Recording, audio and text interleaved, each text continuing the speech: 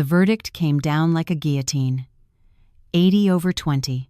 The two numbers, stark and cold, echoed in the silent courtroom of the New York County Supreme Court, severing 15 years of my life with the clean edge of a knife. Ethan Hayes sat across from me, leaning back in his chair, the fluorescent lights of the ceiling glinting off the polished sheen of his Armani suit. He bounced his leg, a smirk playing on his lips, a half-smile of pure, unadulterated victory. Beside him sat Julian Adler, his shark of a lawyer, a man with a fox-like face notorious for representing Manhattan's ruthless real estate developers. And then there was me, facing them. I wore a simple white blouse, my hands clasped so tightly together they were bloodless, resting on the cold, dark wood of the table. My face was calm, far too calm for a woman who was about to be stripped of everything. Ethan cleared his throat, beginning to list the assets as if reading the menu for his victory dinner tonight. His voice was slick, smooth, without a hint of hesitation or sentiment. The Tribeca penthouse overlooking the Hudson, appraised at $8 million. The sprawling estate in the Catskills, worth $2 million. The Mercedes G-Wagon and the $500,000 brokerage account. He paused, glancing at me with an expression of pure contempt. Your Honor, this entire estate was built through my real estate ventures. Miss Ross here, for the past 15 years, has been a housewife. She made no economic contribution. Giving her 20% is, frankly, overly generous. A freeloader. He didn't say the word, but everyone in the courtroom heard it ring out in the oppressive silence. The judge turned to me, his eyes filled with a weary pity for the defendant. Do you have any objection to this proposed division of assets? The air in the room grew heavy, suffocating. I slowly stood up. My legs were steady. My heart beat slow and strong, like a war drum. I looked directly into Ethan's eyes, into the face of the man I once loved more than life itself, who was now just a greedy stranger. I articulated each word with precision. I do not agree with the 80/20 split. Julian Adler raised an eyebrow, ready to pounce. But I continued, my voice cutting through the tension. I am voluntarily waiving all my rights. I will not take the 20%. I am ceding the entire marital estate to Mr. Hayes. A wave of gasps and murmurs swept through the courtroom, a hive of bees suddenly disturbed. Ethan and his lawyer exchanged a look, stunned for a fraction of a second before breaking into identical, dismissive smirks. In their eyes, I was a lunatic. Or perhaps they thought I was so weak, so psychologically beaten down, that I had simply given up. Are you certain? The judge asked, his voice laced with disbelief. Miss Ross, I need you to confirm this. This means you will walk away with nothing. I am certain, I replied, without a flicker of doubt. The court clerk brought the document to me. I took the pen. 3 times I confirmed, 3 times I signed, each stroke of black ink a definitive, sharp line on the white paper. The very moment I put the pen down, Ethan's phone lit up beneath the table. I didn't need to see the screen to know the contents of the message. Got the docs signed. She's out with nothing. Party at Apex tonight, baby. The proceedings concluded with bewildering speed. I pulled my old, worn suitcase, the only asset I was keeping behind me. The sound of its wheels on the tiled floor was a lonely, hollow echo. I walked up to Ethan. He was adjusting his tie, his face beaming as if he had just won the Powerball. Congratulations, I said, a faint, detached smile on my lips. From now on, all the wealth and glory, and everything that comes with it, is yours. Ethan laughed, a booming, self-satisfied sound, and clapped me on the shoulder as if bestowing a great favor. You should have been this agreeable sooner. I didn't reply. I turned and walked away, my shadow stretching long across the sun-drenched courthouse plaza. He thought he had won the chess match. He thought I was the pathetic loser. But he was wrong. He only saw the pawn I had sacrificed. He never saw the checkmate I had already laid. He hadn't just accepted the assets. He had just accepted a sentence that would seal his fate.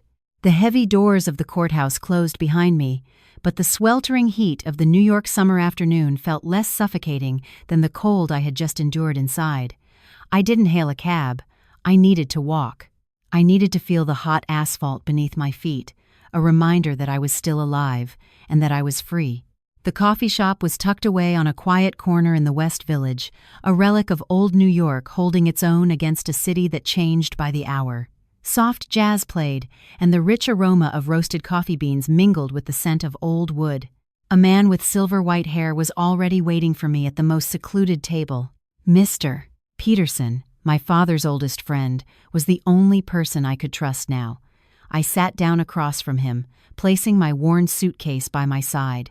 Mr. Peterson didn't ask about the trial. His eyes, looking at me, were filled with a deep sorrow, yet underscored with a quiet resolve. He knew I hadn't come for comfort. He silently pushed a thick, leather-bound portfolio across the table towards me. The cover was a deep navy blue, embossed with a name in gold foil that was so familiar it sent a pang through my heart. Morgan Logistics. Your father took care of everything before he passed, Mr. Peterson said, his voice a low rumble against the clinking of cups and saucers. My father, Howard Morgan. He had died of a massive stroke last month, a sudden, painful, and lonely death. On the day of his funeral, Ethan had forbidden me from making a scene, saying it would be bad for the optics of his rising real estate business. I had to stand from a distance, watching his casket being lowered into the ground, the tears streaming inward, burning a path down my soul. According to the legally executed will, notarized 6 months ago, Mr. Peterson continued, turning the pages of the portfolio. You are the sole and absolute heir to the entire estate of Howard Morgan. This includes the network of warehouses in New Jersey and a fleet of over 200 container trucks. I stared at the numbers on the valuation report. $50 million. It was a preliminary estimate, a staggering figure. But what made my hands tremble was not the money. It was a small envelope, tucked casually into the final page. The envelope was yellowed with age, the handwriting on it shaky and labored. My father's handwriting. Read it, Emily, Mr. Peterson said softly, turning to look out the window to hide his own emotion. This is why he had to play the cruel man for the last 3 years. I tore open the envelope. The scent of old paper and something that reminded me of my father's pipe tobacco and motor oil filled my senses. Emily, my girl. By the time you read this, I'll likely be gone. I'm sorry. I'm sorry for throwing you out of the house that day. I'm sorry for not answering your calls for 3 long years.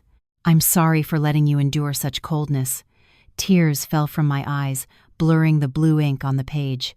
I read on, my heart feeling as if it were being crushed in a vice. That bastard Ethan, he found out about the tax irregularity in the company from 10 years ago, a minor error made by an old accountant. I'd paid the difference, but hadn't had time to file the amended paperwork. He threatened to report me. Threatened to send me to prison at my age if I ever contacted you or gave you any money. He wanted to isolate you. He wanted you to have no one to turn to but him, so he could control you more easily. I was a coward, Emily. I was scared. Not of prison, but that if I went down, this company would fall apart, and you would have nothing left when you finally got away from him. I had to pretend to disown you so I could secretly transfer and protect these assets for the day you would be free. My chest tightened, a pain so sharp I had to cover my mouth to stifle a sob. So that was it. For 3 years, I had lived in agony, believing my own father hated me because I couldn't have children, because I was just a housewife. I had blamed him, resented him during those long nights when Ethan was out with other women, leaving me alone. But the truth was 1,000 times more brutal. Ethan Hayes was not just a terrible husband. He was a monster. He had used my father's freedom as emotional blackmail. He had severed my most sacred bond just to satisfy his own greed and his sick need for control. He had indirectly killed my father with stress and fear. I clenched the letter in my hand, the paper crumpling. The pain inside me suddenly solidified, turning from hot grief to cold steel. It became something sharper than hatred. I lifted my head, my tears now dry. In my eyes, there was no longer the weakness of the woman who had just left the courthouse. There was only the dead calm before a hurricane. Mr. Peterson. My voice was surprisingly steady. I want to claim my inheritance. Mr. Peterson nodded, taking out a pen. Of course. I'll start the probate process immediately. With these assets, you can crush that boy Ethan instantly. You could. No, I interrupted, placing my hand on the portfolio, stopping him. Not yet. Mr. Peterson looked at me, surprised. Why not? You're going to let him get away with it? I gazed out the window, where dark clouds were gathering over the distant spire of One Vanderbilt, where Ethan would be celebrating his hollow victory tonight. He just received his gift from me in court. He's drunk on his own delusional glory. I turned back, looking directly into Mr. Peterson's eyes, my own now burning with a cold fire. If we announce I have $50 million now, he'll come crawling back, he'll sue for a share of inheritance acquired during the marriage, he'll play dirty. I took a deep breath, my voice like ice. I need 3 days. 3 days? Yes. I want him to drown in the very trap he set before he even knows who I am. I want him to taste the feeling of losing everything when he's at the absolute pinnacle of his supposed success. I pushed the portfolio back towards Mr. Peterson. Keep this quiet for me. Let him think I'm just a penniless, useless woman thrown to the curb. Because the moment your enemy is at his most arrogant is the moment you deliver the fatal blow. Mr. Peterson stared at me for a long moment, his expression shifting from astonishment to pride. He saw the fierce determination of my father in me. He nodded, placing the portfolio back in his briefcase. Understood. I'll hold off. In 3 days, Morgan Logistics will be ready to welcome its new chairwoman. I stood and picked up my suitcase. Outside, the rain began to fall, a downpour that washed over New York City and signaled the beginning of a hunt. Ethan thought the game was over, but he had no idea I was the one controlling the board, and the final checkmate was yet to be played. The evening rain in Brooklyn hadn't completely stopped, leaving dark puddles that reflected the sickly yellow glow of streetlights in a crumbling neighborhood in Bushwick. I pulled the brim of my hat down, walking quickly through a narrow hallway that reeked of dampness and cheap cigarettes. This wasn't a place a supposed tycoon's wife would ever visit, but right now it was the safest place on earth. The peeling paint on the wooden door at the end of the hall creaked open just as I raised my hand to knock. Chloe stood there, holding a vape pen, a plume of smoke curling in front of her sharp features. She was my best friend from college, now a vice president of credit at Chase, a woman known for having a mind colder than ice. Sitting in a dark corner, surrounded by blinking electronic equipment, was Marco, a private investigator with a grim demeanor, but who possessed the most formidable information network in the city. "Get in here. The show's about to start," Chloe said, her voice raspy. On a cheap plastic table lay a thick file, its pages bleeding with red stamps marking urgent and overdue notices. I sat down, the air in the room thick with tension. Chloe didn't waste time. She tossed a stack of bank statements in front of me. "Take a look, Emily. Your ex-husband isn't the real estate mogul he pretends to be. He's a debtor, a massive debtor." I picked up the papers. The numbers danced before my eyes, but their meaning was brutally clear. "It's a classic shell game," Chloe said, taking a long drag from her vape and exhaling slowly. Ethan used the Tribeca penthouse and the Catskills property as collateral to take out loans. He was borrowing from one bank to pay the interest on a loan from another. A vicious cycle. Chloe's finger, tipped with a blood-red nail, tapped hard on the final summary line. The total principal and interest owed, as of today, is $12 million. I froze. $12 million. That figure was more than the actual market value of the entire estate Ethan had just so gleefully claimed in court this morning. But how did he get such a huge line of credit? I asked, my voice trembling. His company's accounts have been frozen for the last year. It was Marco who spoke this time, his voice a low growl. He pushed another document towards me, a credit agreement. "He didn't use his company's reputation," Marco said. "He used yours." I looked at the paper. Staring back at me was my own signature, Emily Ross. The flowing, elegant script was a perfect replica of my own. But I swore on my father's grave I had never seen this document before. And beneath my name was a job title, Creative Director, Sunbeam Capital Investments. Confirmed salary, $100,000 a month. I laughed, a dry, bitter laugh that caught in my throat. This morning in court, he called me a freeloader. He humiliated me, calling me useless, someone who only knew how to stay home and cook, who never earned a dime. Yet, in the shadows, He had secretly fabricated a false identity for me, turning me into a six-figure executive to fraudulently inflate his borrowing limit. He had sold my reputation to the banks for cash, then used my supposed uselessness to strip me of our assets. All the signatures are forgeries, Marco confirmed. He hired someone to practice your handwriting meticulously. He planned every single step. Then Marco pulled out a stack of photographs, dealing them across the table like playing cards. Photos of Ethan and his mistress, Amber, in Europe last month. Receipts for crocodile skin handbags. A deposit slip for a 5-star yacht charter.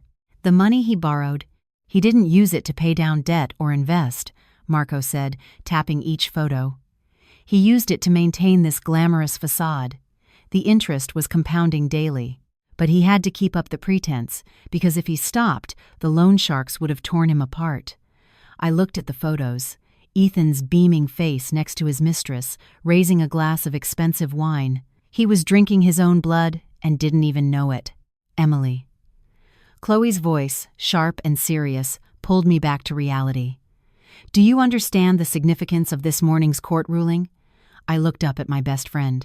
In my mind, the puzzle pieces were snapping together, forming a complete and merciless picture. Chloe smirked, her eyes glinting with cunning. A fundamental legal principle: rights always come with responsibilities. When the court declared Ethan the sole owner of the entire estate, it also meant he became solely responsible for all the debts and liens attached to that estate. I felt a chill run down my spine, but it was the exhilarating chill of understanding. You refused the assets, Chloe continued, her voice as light as a feather, which means you completely relinquished your status as a co-owner. You are debt-free, completely and utterly clean. I let the bank statements fall from my hand. Ethan, my treacherous husband, he thought he had struck gold. He thought he had kicked his freeloader wife to the curb with nothing, securing for himself a $10 million empire. But in reality, he had just hugged a ticking time bomb worth $12 million. The $2 million shortfall, plus late payment penalties and the circling vultures from the criminal underworld, would give him no peace. He doesn't know the bank is about to foreclose, does he? I asked. Not yet, Chloe said, shaking her head. My team at Chase finalized the asset freeze order this afternoon. The official notices go out at 8 a.m. tomorrow. Tonight is the last night he will ever sleep peacefully. I walked out onto the apartment's small, cramped balcony. The rain had stopped. A damp breeze blew in from the East River. In the distance, the lights of One Vanderbilt glittered, piercing the night sky. Ethan was there. He was throwing a party to celebrate his own cleverness. I could picture his triumphant smile as he raised his glass, his arm around his young mistress's waist, boasting about the massive fortune he had just stolen from me. He had no idea that my signature in court this morning was not an act of surrender. It was a signature on his own economic death warrant. I turned back to Chloe and Marco, my eyes now as still as the surface of a deep lake. Thank you both, I said. Let him enjoy his last night. When the sun rises tomorrow, hell will open its gates. Marco gathered the files, giving me a look filled with a new, grudging respect. You're more ruthless than I thought. No, I replied, my voice soft but sharp as a razor. I'm just giving him exactly what he deserves. Sometimes, justice is far more brutal than revenge. Tonight, New York City was awake, and so was I. Waiting to see, when Ethan's castle of sand finally crumbled before the tsunami of debt, what he would have left to cling to. It certainly wouldn't be me. The New York night was a blanket of black velvet. But from the balcony of the rundown apartment in Bushwick, I could still see the tower of One Vanderbilt shining like a colossal diamond piercing the sky. It was the highest, most luxurious point in the city, and it was where Ethan had chosen to celebrate his victory. I didn't need to be there to know what was happening. After 15 years with Ethan, I knew every gesture, every pretentious habit, and the way he inflated his own ego when drunk on success. Coupled with the constant stream of updates from the mole Marco had planted among the restaurant staff, the whole ridiculous spectacle unfolded before my eyes, vivid and deeply ironic. At the VIP table, pressed against the floor-to-ceiling glass with a panoramic view of the winding East River, Ethan sat. He had loosened his tie, swirling a glass of deep red wine, $1,000 Bordeaux he probably couldn't even taste, drinking it only for its price tag. Beside him was Amber, poured into a cocktail dress with a daringly high slit that showcased her long legs. Her eyes sparkled, not with love for the man beside her, but with the light reflecting off the diamonds on the Hublot watch he wore.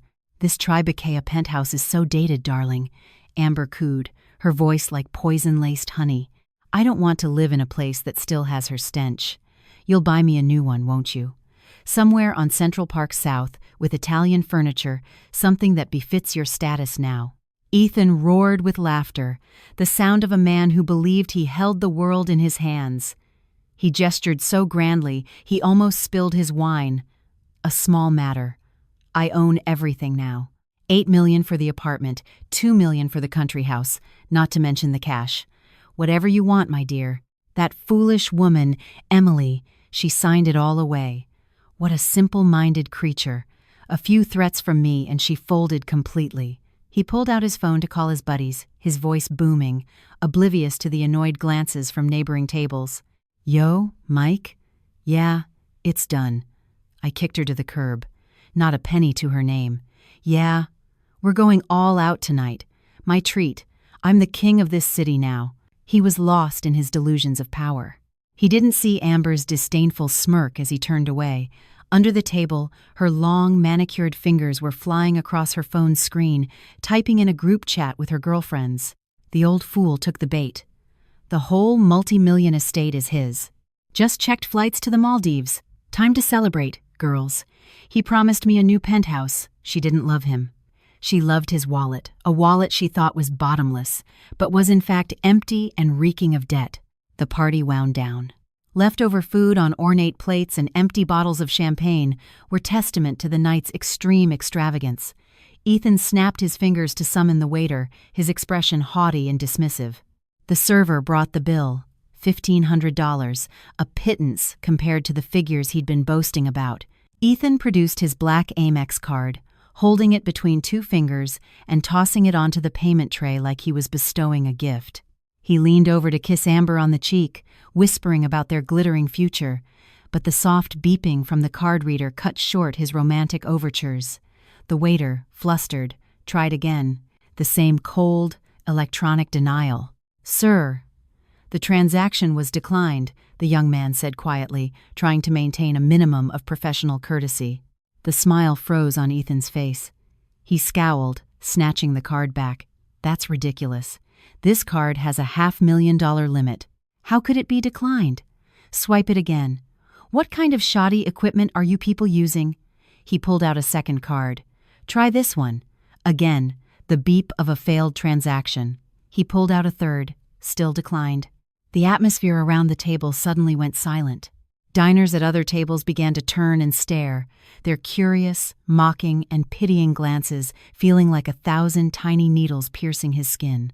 Sweat beaded on Ethan's forehead, smudging the concealer he'd hastily applied before coming.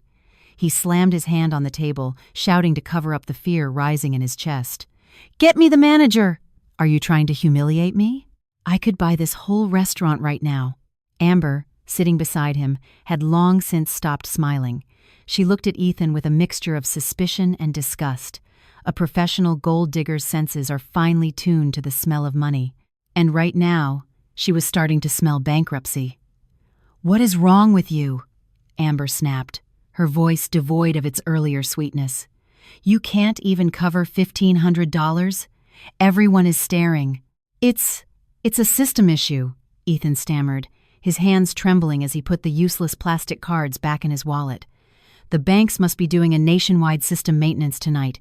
I forgot." The manager arrived, his professional smile still in place, but his eyes several degrees colder. "Sir, we've tried a different machine. It's not working. Perhaps you could use another form of payment."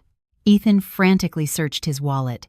He had only a few small bills. He'd spent all his cash on Adler's final payment that morning. Finally, under the contemptuous gaze of the entire restaurant and the undisguised annoyance of his mistress, Ethan turned to Amber, his voice barely a whisper. Do you have any cash on you? Just front me for now. Tomorrow I'll withdraw a mountain of it and throw it in their faces." Amber gritted her teeth. She angrily opened her designer clutch, pulled out a wad of cash, and threw it on the table. "Next time, if you don't have the money, don't pretend you do and drag people to places like this," she muttered, just loud enough for Ethan to hear. Ethan froze. Her words were a slap across the face for a man whose ego was more important than his life. He hastily pulled Amber to her feet, avoiding the eyes of the staff. Outside the skyscraper's glass walls, a thunderstorm began to lash the city. Jagged bolts of lightning tore through the night, illuminating the pale, terrified face of Ethan reflected in the glass. He had no idea that those declined cards weren't because of a system error. They were the result of the asset freeze order that Chloe and I had activated that afternoon. The storm tonight was just the prelude. When the sun rose tomorrow, the real hurricane, the one named DEBT, would officially tear through his life, sweeping away everything he was desperately trying to hold on to. I turned off my phone, smiling in the darkness of my rented room. "Sleep well, my ex-husband." 6 a.m. New York City had not yet fully awakened from the previous night's storm, but for Ethan Hayes, the gates of hell were already creaking open. I didn't need to be there to witness it. The intel from Chloe was precise to the second. The bank's automated system was programmed, and the first call of the day to Ethan's phone was not a pleasant greeting, but an ultimatum. In his luxury rental apartment, Ethan was burying his head in a pillow, trying to escape the pounding headache from last night's humiliating fiasco. He lay there, next to a still-sleeping Amber, her breath heavy with the smell of alcohol. The phone on the nightstand shrieked, not a gentle alarm, but a harsh, insistent ringing like a fire alarm. Ethan fumbled for the phone, his voice hoarse and groggy. "Hello? Who is this?" The voice on the other end was devoid of patience, cold, professional, and sharp as a scalpel. It was the branch manager, Chloe's direct superior. "Good morning, Mr. Ethan Hayes. I'm calling to inform you that your $12 million mortgage loan is now 10 days past due. As of 8 a.m. this morning, our system has officially flagged your account as delinquent. We require your immediate presence at our branch to settle the full outstanding balance." Ethan shot up in bed as if shocked, all sleepiness vanishing, replaced by sheer panic. "Are you people insane?" he yelled, forgetting his mistress was beside him. "Calling to demand payment at the crack of dawn? That loan is in both our names. My ex-wife Emily is responsible for half. Why don't you call her?" The voice on the other end replied, its tone as steady and merciless as a machine. "Sir, we received the official decree from the New York County Supreme Court yesterday afternoon. According to the ruling, you are the sole proprietor of all secured assets. As per civil law and the terms of your credit agreement, when full ownership is transferred, the corresponding debt obligations also transfer to the new owner." A dead silence filled the room. In other words, the manager emphasized each syllable. Miss Ross relinquished her claim to the assets, which means she is also absolved of any related liability. You took everything. You pay for everything. If the funds are not in our account by the end of business today, we will initiate foreclosure proceedings. The phone slipped from Ethan's hand. He trembled as he grabbed it again, frantically dialing his lawyer. "Adler! Adler, wake up! What the hell is this? The bank is saying I have to cover the entire debt. You told me I won." On the other end, Adler's voice was groggy and annoyed. The cunning lawyer knew exactly what was happening. "Ethan, come on," Adler sighed, his tone dripping with the exasperation of someone who knows they're tied to a sinking ship. "You took 100% of the assets, so of course you take 100% of the debt attached to them. That's basic contract law." "Why didn't you tell me that?" Ethan roared, his face turning purple. "I assumed you knew," Adler snapped back. "When she offered to give you everything, you were so ecstatic you became an idiot. You didn't bother to ask me a single question. You signed the papers. The ink is dry." She walked away clean as a whistle, "and you're left holding the bag. Figure it out yourself." The line went dead. Before Ethan could recover, his phone buzzed violently in his hand again. This time, it wasn't an office number but a disposable burner phone. Ethan's heart seized. He knew who it was. "Yo? Big shot Ethan?"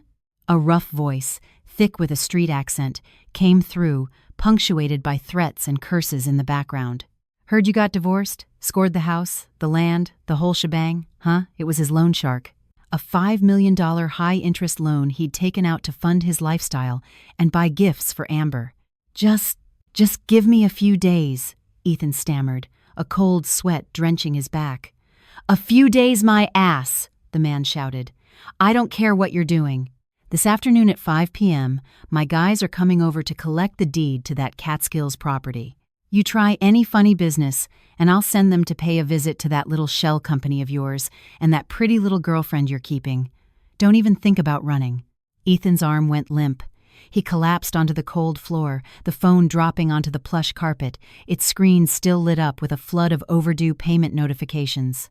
He clawed at his hair, trying to force his panicked mind to do the math, the simple math he should have done before stepping into court yesterday.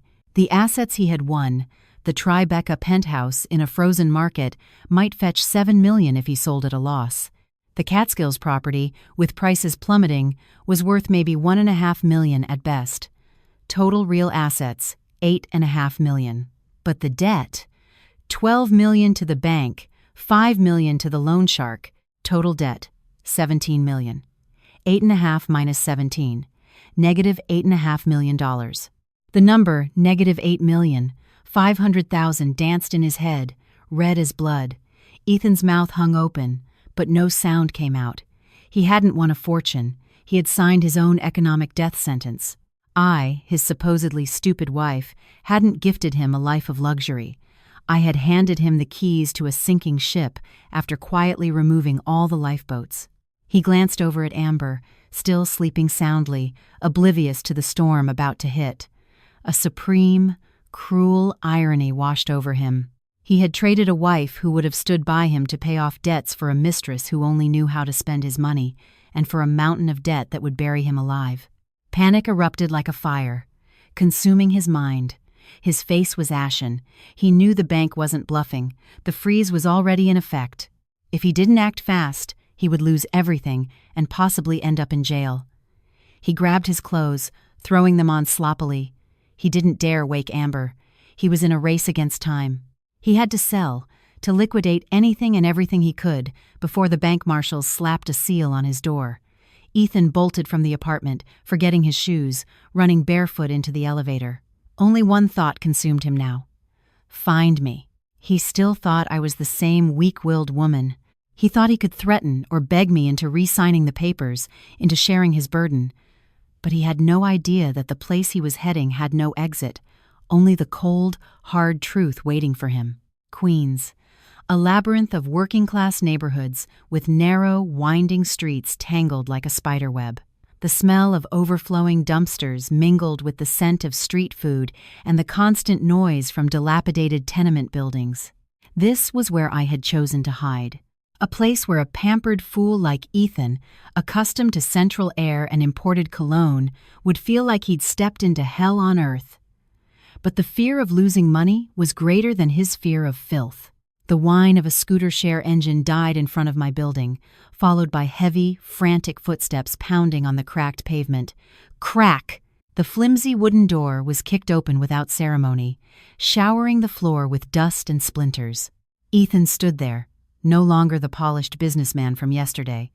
He was panting like a wounded animal, his shirt untucked and open at the chest, his carefully styled hair matted with sweat.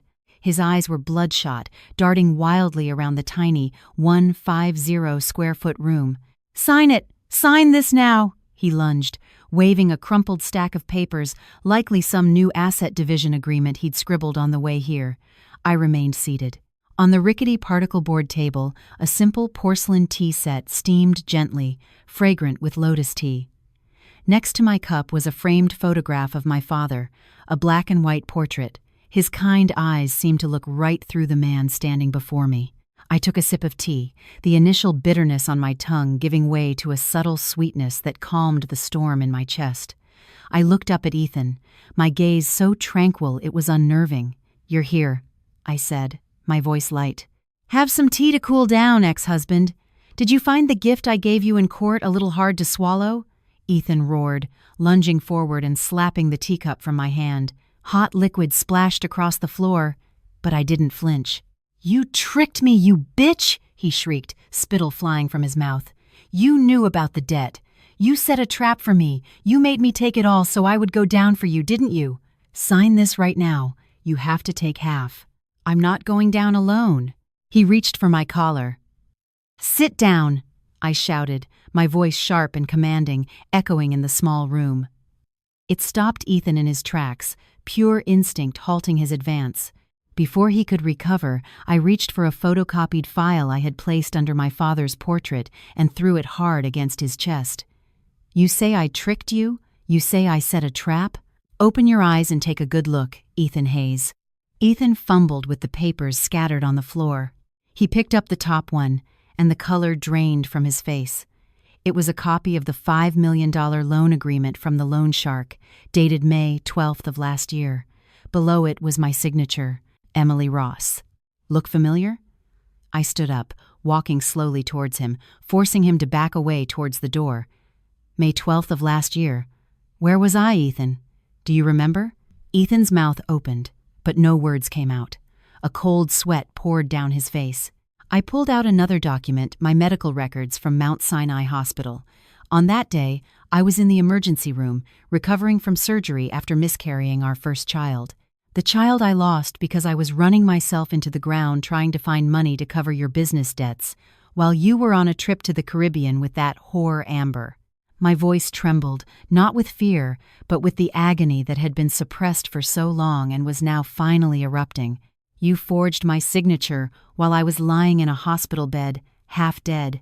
You used our marriage to borrow money to support your mistress. If I take this file to the police right now, along with a handwriting analysis, how many years do you think you'll get for fraud and document forgery?" Ethan held the medical report, his hands shaking as if he had Parkinson's. He knew I was telling the truth. He thought I was an ignorant fool, but I had been silently collecting every piece of evidence of his sins. "Emily, he stammered, his aggressive tone gone, replaced by pure terror. I was just borrowing it temporarily." "Shut up." I got right in his face, staring into his deceitful, darting eyes. "You constantly called me a freeloader, a burden." I laughed, a bitter, painful sound. "For 15 years? Do you think your company survived all those market downturns because of your talent?" "No, Ethan. It was me. I used all the gold my mother left me, secretly selling it piece by piece to pay the interest on your loans every time you made a bad investment. I saved your reputation so you could walk around pretending to be a successful entrepreneur." Ethan was stunned. He had never known this. He always thought his luck was a gift from above or a result of his own cleverness. "I was going to forgive you. I was going to start over with you." My voice dropped, turning cold as ice. "But you crossed the one line that could never be uncrossed." I pointed to my father's portrait on the table. "You blackmailed my father.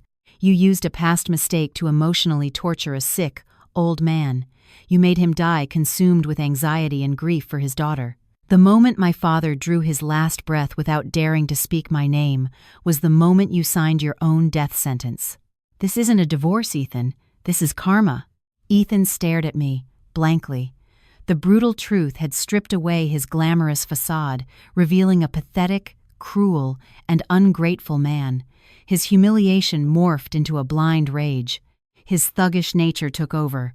"You bitch! You dare to play me?" he roared, raising his fist to my face. He wanted to use violence, the last resort of the defeated, to extinguish the pride in my eyes. I didn't dodge. I didn't even blink. Bam! The bedroom door behind me burst open. Two large men in black suits and sunglasses moved with startling speed. One caught Ethan's wrist just as his fist was inches from my face. The other grabbed him by the collar, lifting him off the ground like he was a rag doll. Ethan's feet dangled, kicking wildly in the air. He recognized the emblem on their suit jackets, a silver eagle wing.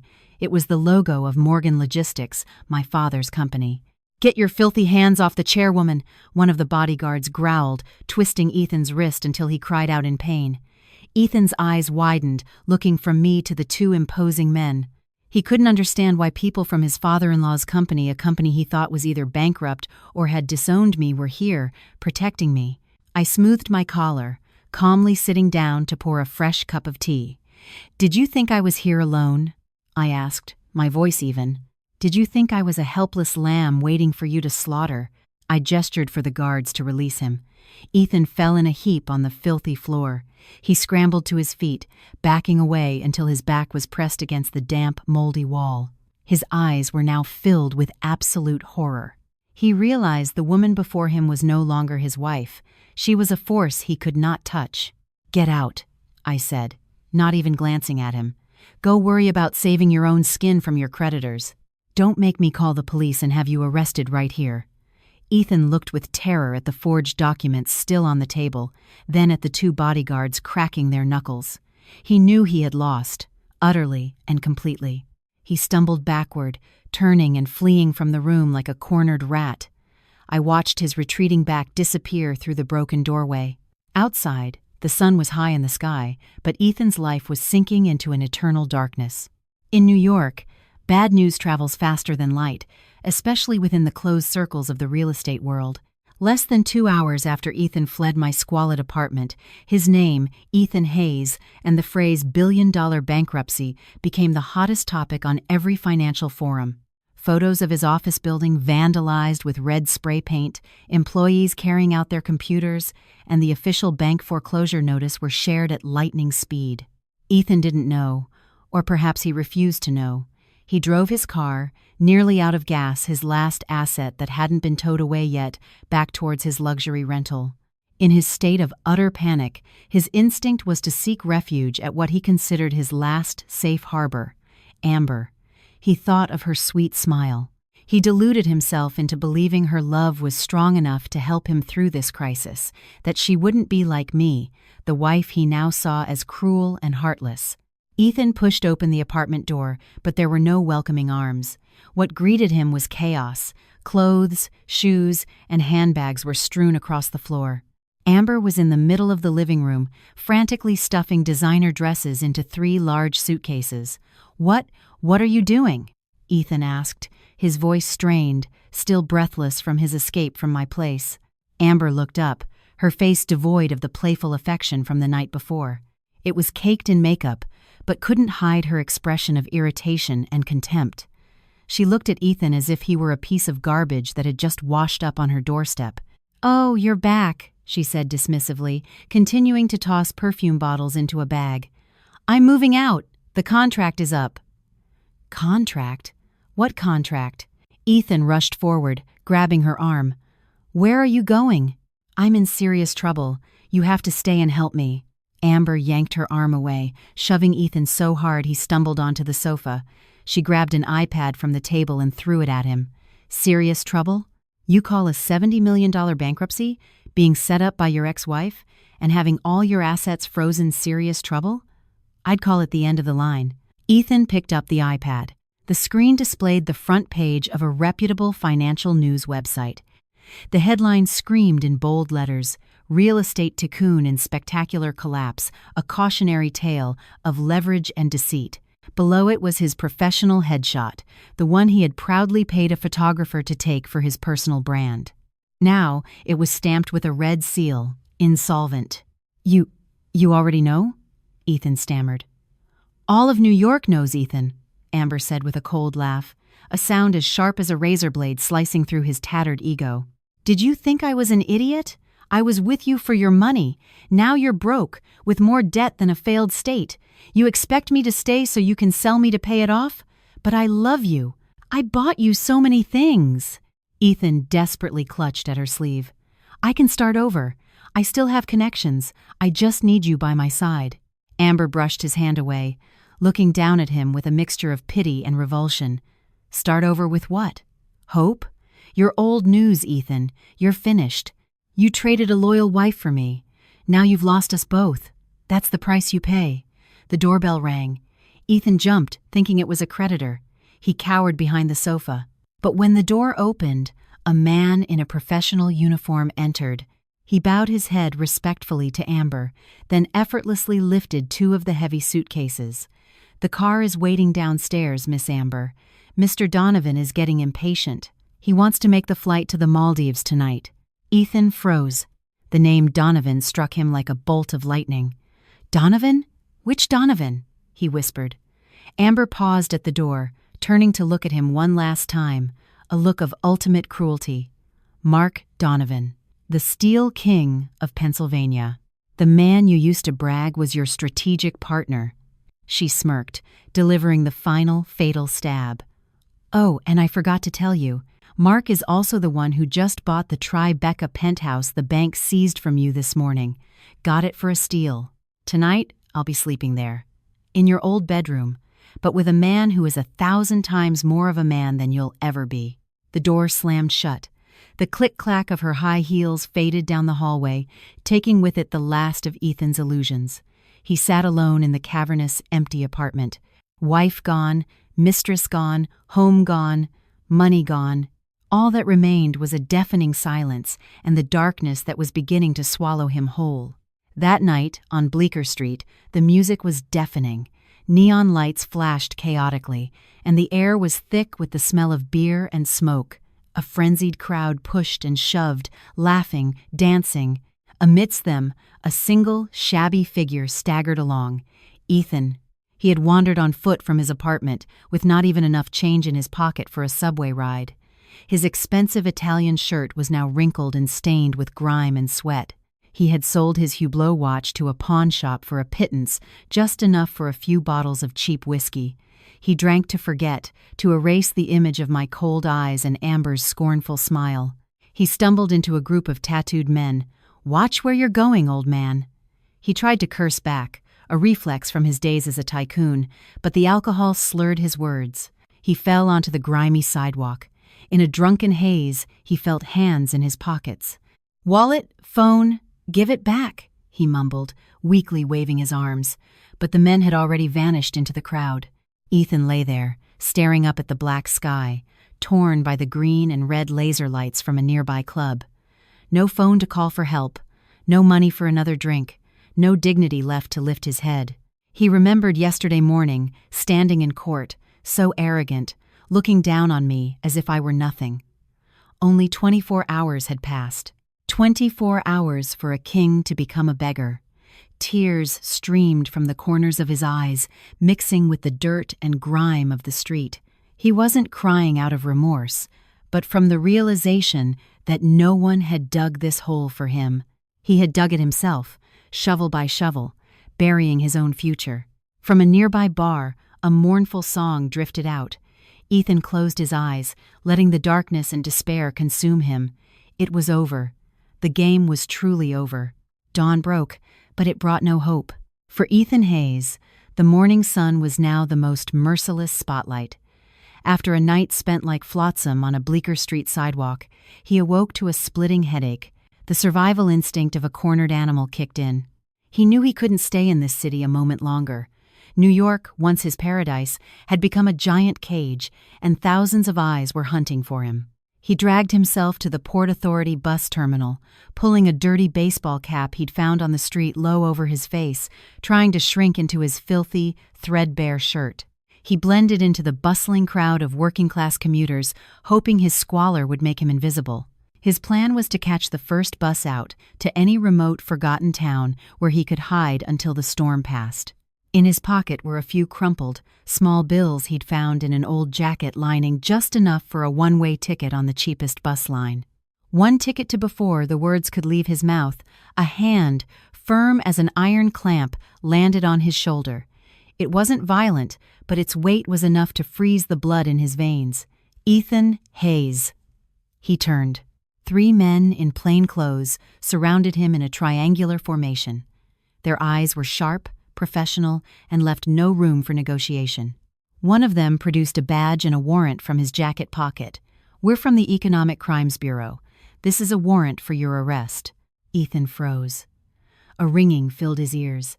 The terminal's cacophony, the bus horns, the vendors' shouts all faded away, replaced by the officer's crisp, clear voice reading the charges. For felony forgery, conspiracy to commit fraud, and grand larceny, the cold steel of handcuffs snapped around his wrists. The sharp click echoed, signaling the definitive end of his freedom and his life of excess. Ethan collapsed to his knees on the dusty terminal floor. He didn't scream or resist. He just trembled, tears and snot streaming down his gaunt face. The game was over, and he was the captured king. Rikers Island. 4 cold, gray concrete walls. The overwhelming smell of antiseptic couldn't mask the underlying stench of dampness and despair. Ethan sat huddled in a corner of his cell, his head shaved, dressed in a loose orange jumpsuit. After just 2 weeks in custody, the suave entrepreneur was gone, replaced by a frail old man with dark circles under his eyes, his body shaking from alcohol withdrawal and lack of sleep. He had screamed for his lawyer, hoping that Adler, his old friend, the man who had toasted his victory with him, would come to his rescue. But his calls were met with silence. Adler had refused the case. The cunning lawyer knew this was a high-profile indictment. The evidence I provided was too clear, too damning. Defending Ethan now would be professional suicide. Ethan was utterly alone. No money, no power, no family, no friends. Until a guard called his name. "Inmate Hayes, you have a visitor." Ethan scrambled to the visitation room like a madman. He gripped the bars, his eyes frantically searching for a sliver of hope. And then he saw me. I sat on the other side of the thick, reinforced glass that separated our two worlds. Today, I wore a tailored black power suit that projected an aura of authority and control. My hair was pulled back in a sleek bun, revealing a face with subtle, sharp makeup. I was no longer the downtrodden housewife. I was Emily Ross, chairwoman of the board of Morgan Logistics. Ethan stared at me, dumbfounded. It was probably in that moment that he truly understood the value of the woman he had trampled underfoot. "Emily! Emily!" He fell to his knees on the cold tile floor. He cried like a child, pressing his hands together in a gesture of prayer through the thick glass. "Save me. I'm begging you. I'll do anything you want. Just drop the charges. Pay off the debts for me. I don't want to die in prison." I looked at him. Strangely, I felt no satisfaction, no burning rage like the day I had thrown the file in his face. All I felt was pity, a cold, detached pity for a pathetic creature in its death throes. I picked up the receiver, my voice coming through the speaker, calm and distant. "Get up, Ethan. Don't embarrass yourself further." He sobbed, refusing to stand. I was wrong. It was Amber, she tricked me. It was Adler. He gave me bad advice. "I still love you, Emily. We were married for 15 years. I gave a slight, humorless smile that didn't reach my eyes. 15 years, I repeated. You used those 15 years to turn me into a debtor, to turn my father into a hostage, and to turn our marriage into a fraud. I didn't press charges to get revenge, Ethan. I just brought the truth to light. The law is punishing you for what you did, not because I want it to." Ethan pressed his face against the glass, his tears smearing it. "But you're rich now. Your father left you a fortune. If you just say the word, that debt is nothing to you. Please, just help me this one time." I looked him straight in the eye, my gaze as sharp as a scalpel, severing his last thread of hope. "Yes, I have money. A lot of money." I paused, letting each word sink in. "But every single penny of my father's fortune is soaked in his sweat and his suffering. He had to pretend to disown me, to live and die alone, just to protect that fortune from your greed. So listen to me very carefully, Ethan Hayes. I would not use 1 cent to save the man who indirectly killed my father." Ethan went numb. His hands fell from the glass, and he slumped to the floor like a puppet with its strings cut. "That debt," I said, my voice like ice, "you incurred it, so you will repay it.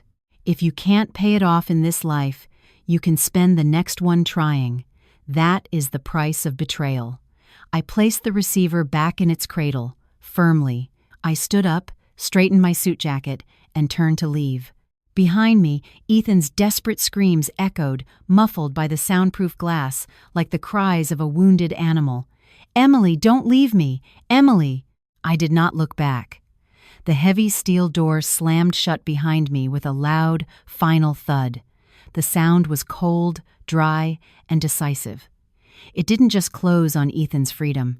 It closed forever on a painful chapter of my past. Outside the jail, the sky was a brilliant blue, the sun casting a warm, golden light. I took a deep breath. The air of freedom had never tasted so sweet. 3 months later, The criminal trial of Ethan Hayes began on a drizzly morning.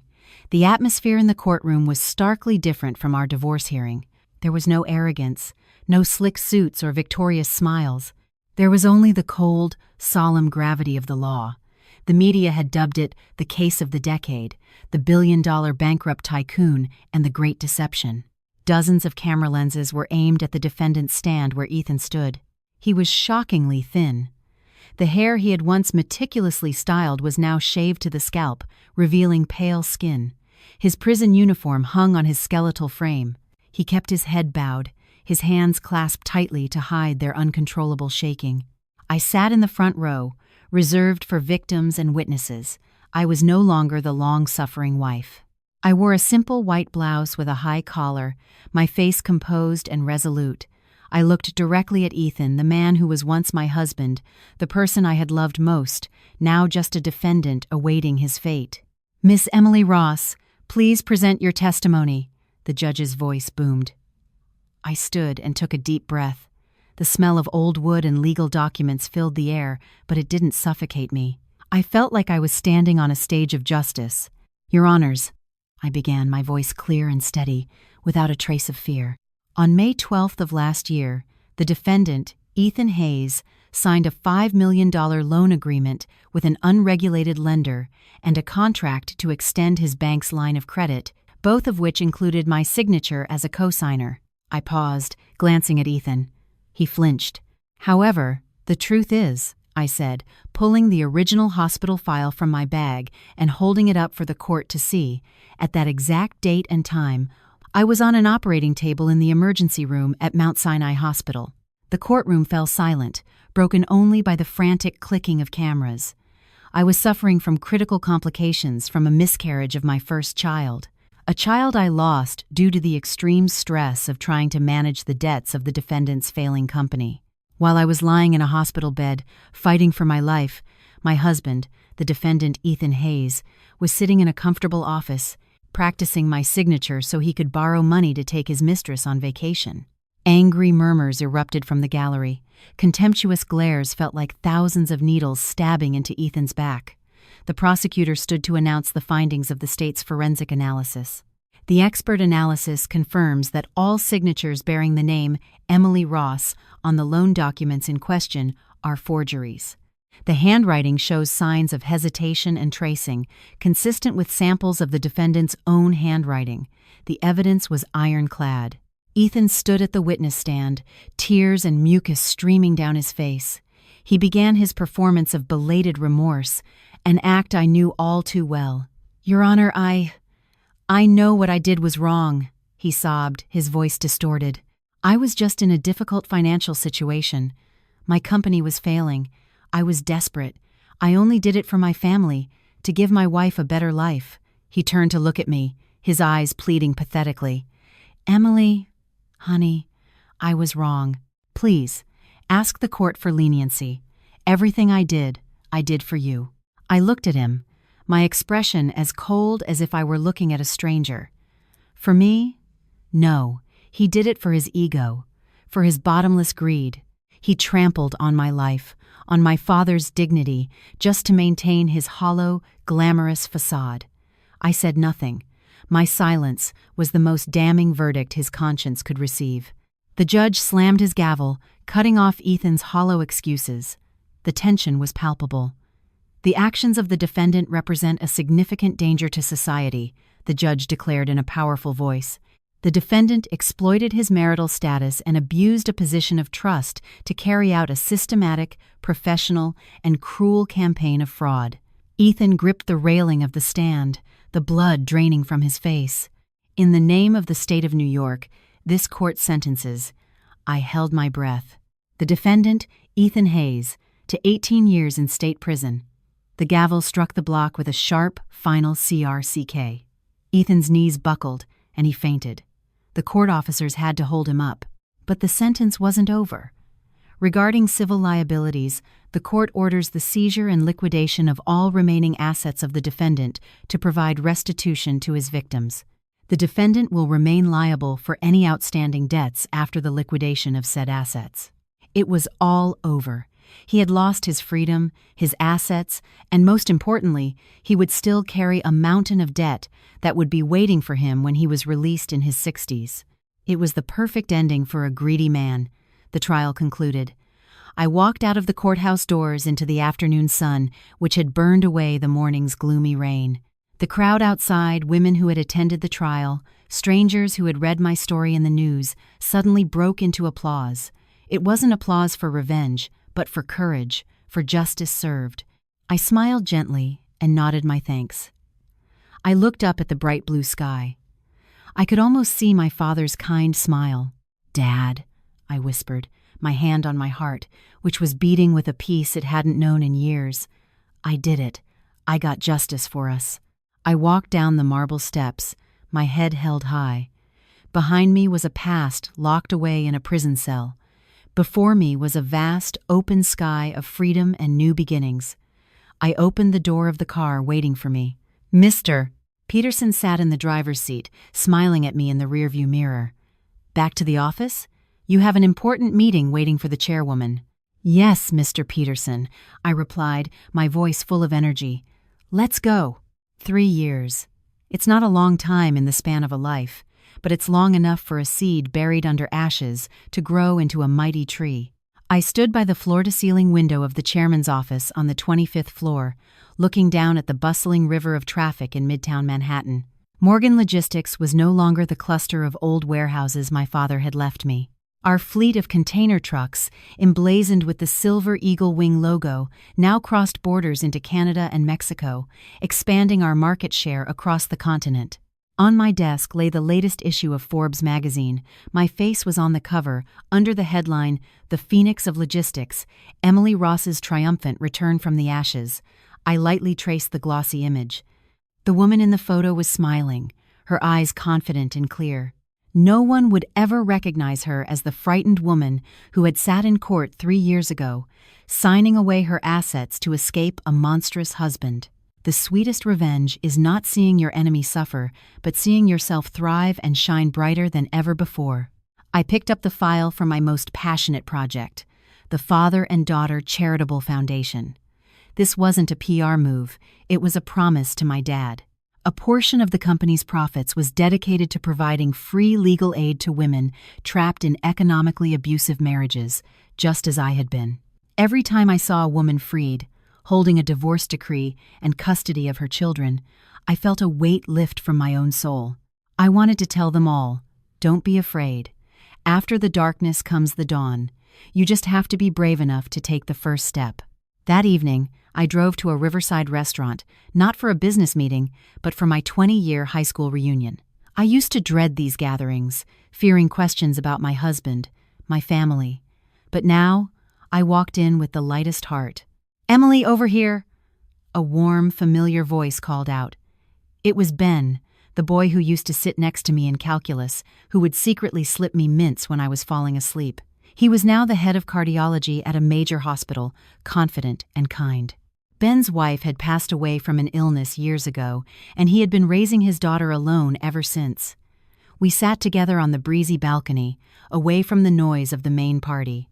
There was no cheap flirtation, no boasting about wealth, just quiet conversation about life, about healed scars, and the simple joy of watching your children grow.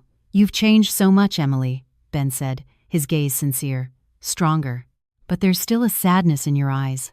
"We all have to grow up, Ben," I smiled softly, taking a sip of wine. "Sadness isn't a bad thing. It reminds me that I survived." Ben didn't say anything. He just quietly pushed the plate of fruit towards me, the same thoughtful habit from all those years ago. Later that night, we walked along the East River. The wind was strong.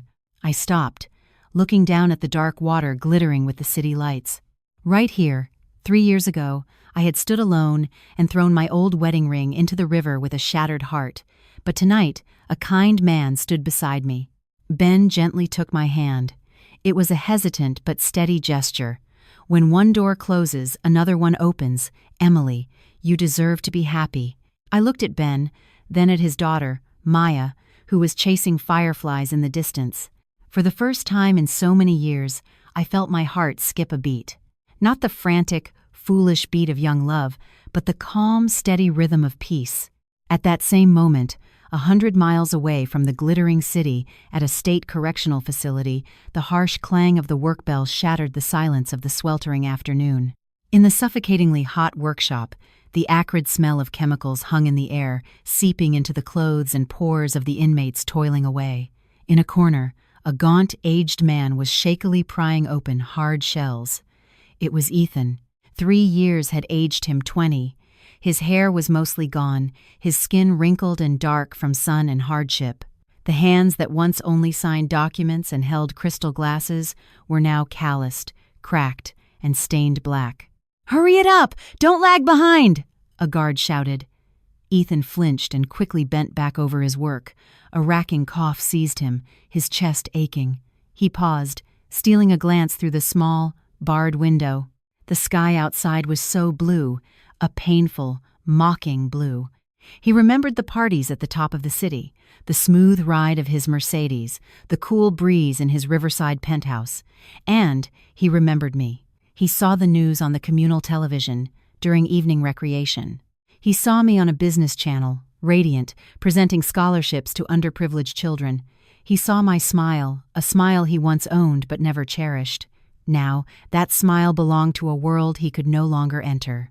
A single, grimy tear traced a path down his hollow cheek, dropping onto the half-shelled nut in his hand.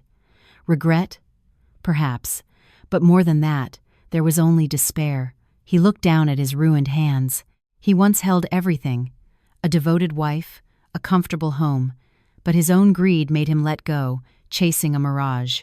And now that the mirage had vanished, all he had left were empty hands and 4 cold walls. 2 worlds. 2 destinies. Under the bright lights of a charity gala, I smiled and accepted a bouquet of flowers from Ben's daughter. The sound of applause was a symphony of rebirth. And in the dark corner of a prison, Ethan bowed his head, continuing the life of a man who had lost himself. I once thought silence was weakness, but now I understand. Silence, when timed correctly and backed by action, is the loudest roar of a victor. And so, my story ends. A happy ending, but one reserved for those who understand the value of integrity and self-worth. It stands as a stark warning. A woman's silence does not mean she is weak. Sometimes it is the calm before a storm of justice.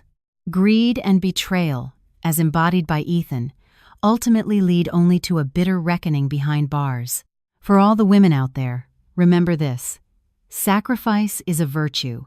But never sacrifice yourself blindly for someone who tramples on your dignity. True strength isn't enduring a broken home, it's having the courage to walk away and build your own empire. When you finally learn to value yourself, true happiness will find its way to you.